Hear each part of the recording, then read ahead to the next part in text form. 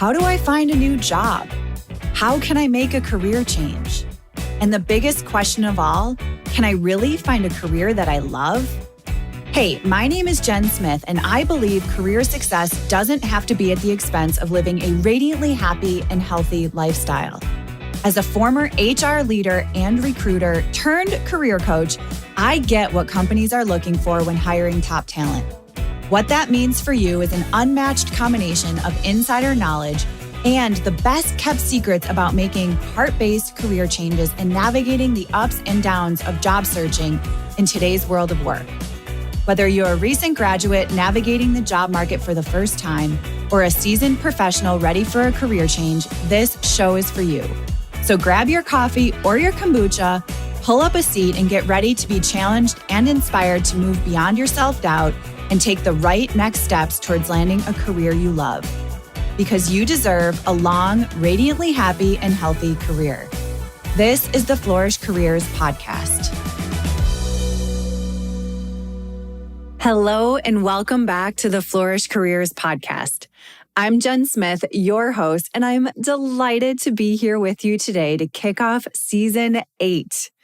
It is a cool and slightly rainy spring day here. It's the kind of day where the earth feels fresh. It's pretty quiet outside, and it just feels full of possibility. After an action-packed couple of weeks, I'm feeling especially grateful to slow down, settle in, and spend this time with you.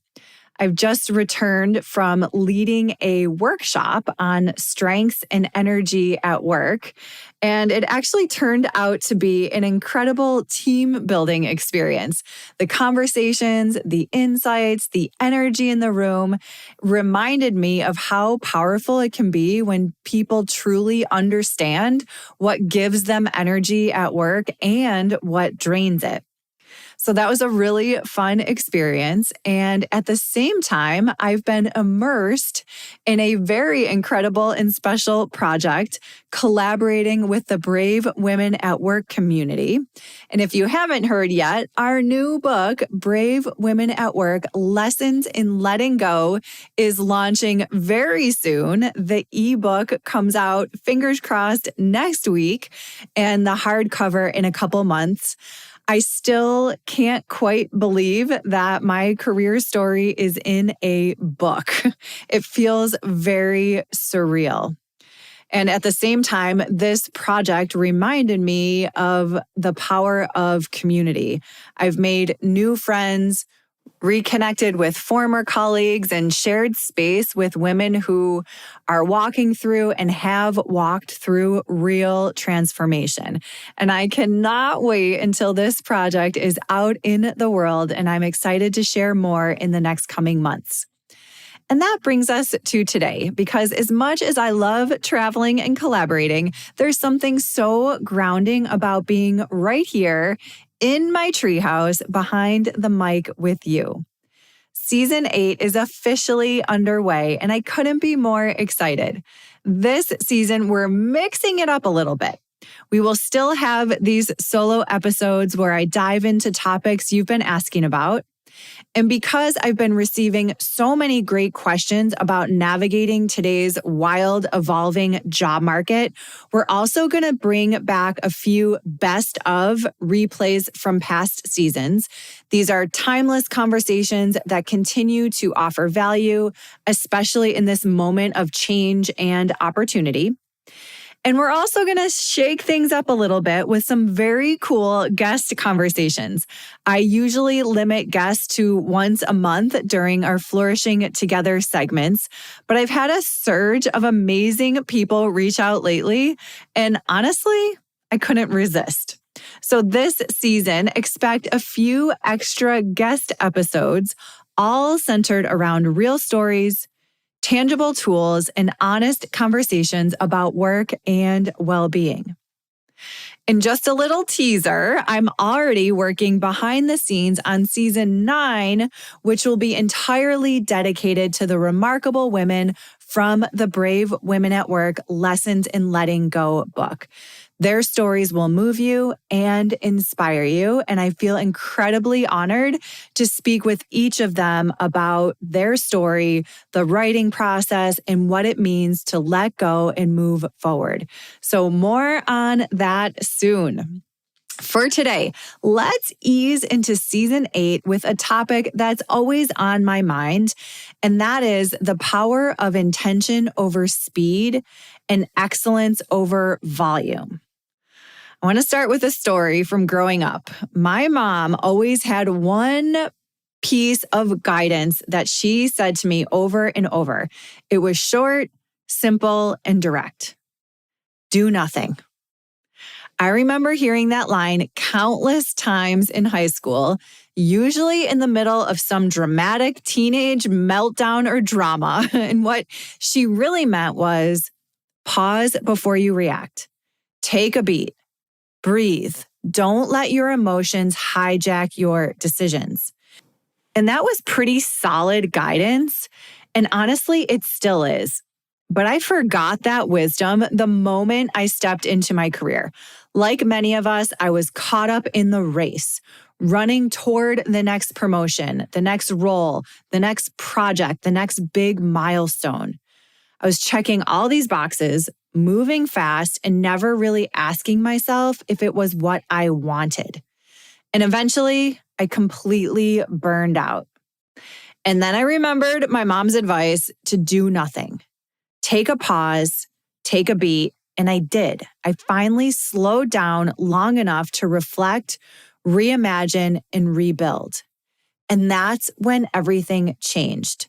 I quit hustling and doing what everyone else told me I should be doing. And I started choosing work and projects that mattered to me. And this made the biggest difference in surviving week to week, where I was literally wishing the days away, to being intentional and focusing on quality work. And for the first time, my life and career felt like mine. I say quite often that my time never felt like my time. And now, ever since I've made those shifts, my time is my time, and it's so much more intentional. That experience is one of the few turning points that laid the foundation for heart-based career planning and development. It's not about rushing. It's not about volume. It's about quality, alignment, and intention. This shift is especially important in today's world of work. Things are changing so fast. We're constantly bombarded with messages about being faster, better, more efficient, technology that makes us faster, better, more efficient, which I'm all for using. But more often than not, that path leads straight to exhaustion. So let's be smart about how we're thinking about technology, how we're thinking about these messages about being faster, better, and more efficient. And with that, I want to offer you a new mantra: intention over speed, excellence over volume. It's not just a catchy phrase, it's a much more sustainable way of working and living. One of the books that has really helped me articulate this is Cal Newport's Slow Productivity. And in this book, he challenges the traditional notions of efficiency and advocates for a more thoughtful, quality-driven approach to work. And so with that, I wanted to share a few of the takeaways that are most relevant for me, and I wanted to share with you. First and foremost, prioritize fewer tasks. Not everything deserves your time and energy. When you try to do too much, you end up spreading yourself thin and producing lower quality results. But when you focus on what really matters, the work that aligns with your strengths, your values, and your energy, you will create meaningful and lasting results. I always say that when everything's a priority, nothing's a priority. A quick example, a few months ago, I had a to-do list a mile long. Now, I use the Notes app on my phone just to jot things down in the moment so I don't forget or feel like I have to try to remember everything. This list was you could scroll for like a minute to see this entire list. It was wild. And I was preparing for the workshop. I was writing newsletters. I was updating materials and juggling back-to-back meetings. I was super quote unquote busy, but not necessarily effective. So I decided to hit pause and ask myself, what are the 3 things that would move the needle this week? I trimmed that list way back, focused on creating the workshop experience, and surprise, it was one of the most impactful sessions I've led. Quality always wins. So ask yourself, what are your top 3 priorities this week? And give yourself permission to focus just on those and see what happens. Number 2 is to work at your natural pace. I know I've talked about this a million times before, but I can't help it. We all have unique energy rhythms. Some of us are morning people. Some hit our stride in the afternoon. Some tasks drain us. Others light us up. We're all different. So instead of trying to force productivity, start noticing when you feel most creative and focused and energized. Build your schedule around you. Work with your energy, not against it. In this workshop, we were talking about energy being like the wind in your sails. And when your energy is aligned with your strengths, it's the wind in your sail guiding you easily forward. It's like that effortless opportunity where your boat just floats along the water versus if you're in a storm or you don't have the wind and you're feeling stuck and stagnant. For me, I've learned that I'm most clear-headed early in the morning. That's when I write and I do any work that requires deep thinking, just like podcasting is done in the mornings.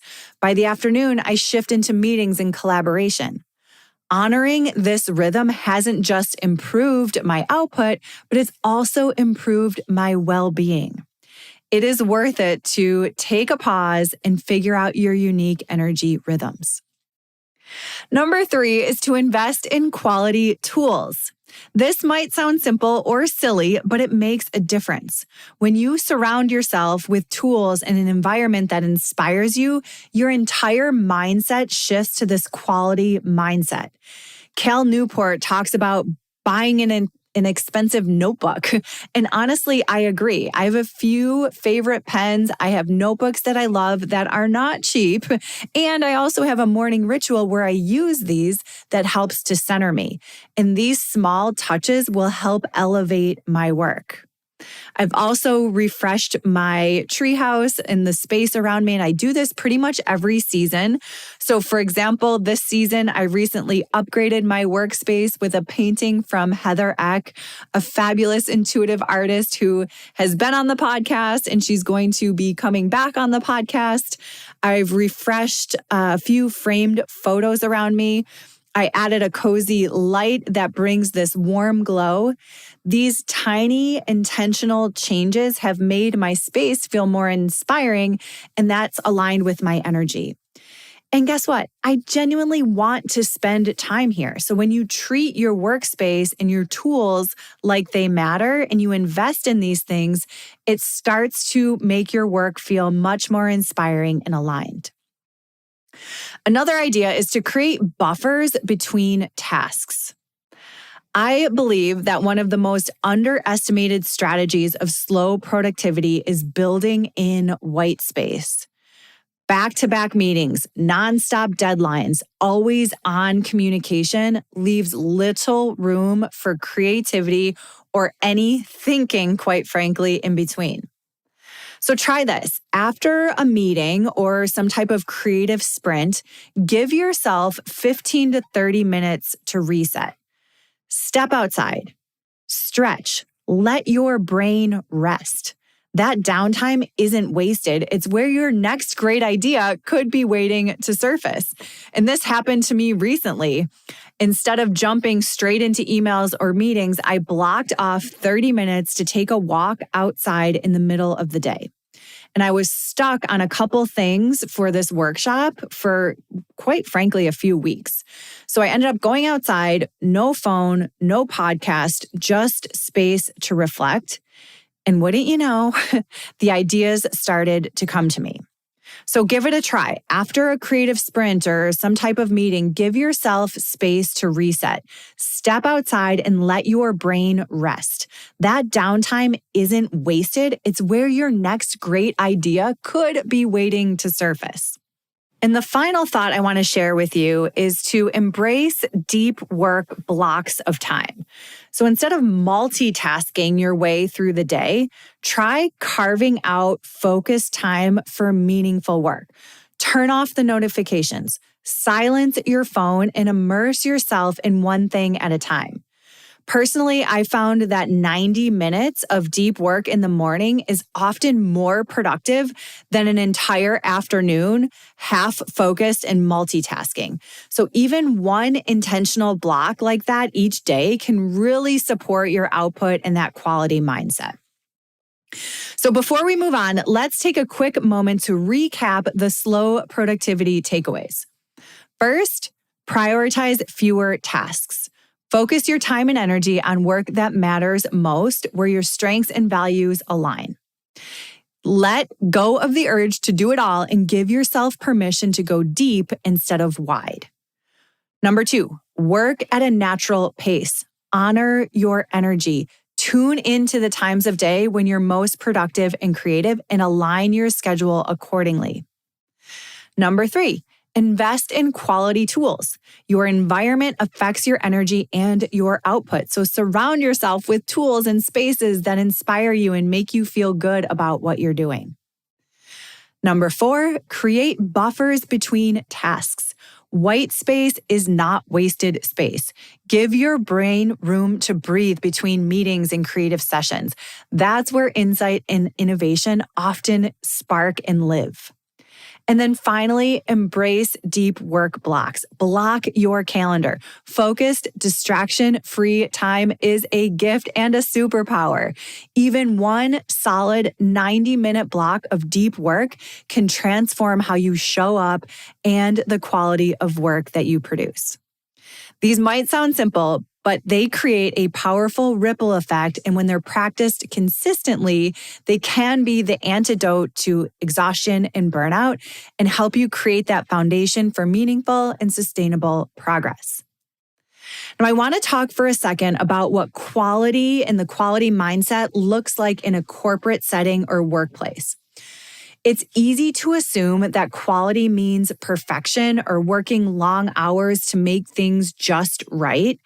But in reality, quality in a workplace context often comes down to clarity, thoughtfulness, and consistency. So for example, quality might mean submitting a presentation that's well organized, tailored to your audience, and grounded in clear recommendations, not necessarily filled with bells and whistles. It could mean preparing thoroughly for a meeting so your contributions are focused and relevant, helping move the discussion forward with intention. Or it might be following through on your commitments without overpromising, which builds trust over time by doing what you say you will do. One of the teams I've worked with recently adopted a practice of ending every meeting with clear next steps and owners. You've probably been there. You sit through a half hour, 45-minute long meeting. Nothing gets done. Nobody knows what anybody's doing. So this one tiny shift elevated the quality of their work dramatically. Fewer things slipped through the cracks, decisions got made faster, and the team felt more confident in what they were delivering. So it wasn't this rinse and repeat meetings for just meeting's sake with no outcomes. These were purposeful meetings with progress. When you bring a quality mindset to your work, people will notice. And over time, that reputation for excellence becomes one of your biggest career assets. It's not just about being the fastest or having the flashiest ideas. It's about delivering consistent, thoughtful, meaningful work that makes a difference. Now, let's be real. This isn't always easy. Slowing down in a world that celebrates hustle can feel radical. But here's the truth. You do not have to be exhausted to succeed. You don't have to be everything to everyone. You can choose a different path. You can build a career rooted in your values. You can create a schedule that supports your energy. You can pursue goals that actually fulfill you, not just impressing others. So here's my invitation for you this week. Before you dive into your to-do list, before you hit send on another email, before you raise your hand and sign up for another project, pause. Do nothing. Then ask yourself, what matters most right now? What would it look like to bring intention in this moment? What would happen if you chose excellence over volume, even just for today? And if you'd like to take it a step further, here's a journal prompt if you want to reflect on this. Where in my work or life could I trade speed for intention? Take a few minutes and jot down what that shift would look like for you this week. Doesn't need to be big. Maybe it's one task you slow down on, one decision you take more thoughtfully, one conversation you approach with presence instead of urgency. Remember, it's the tiny steps that are going to create the biggest impact.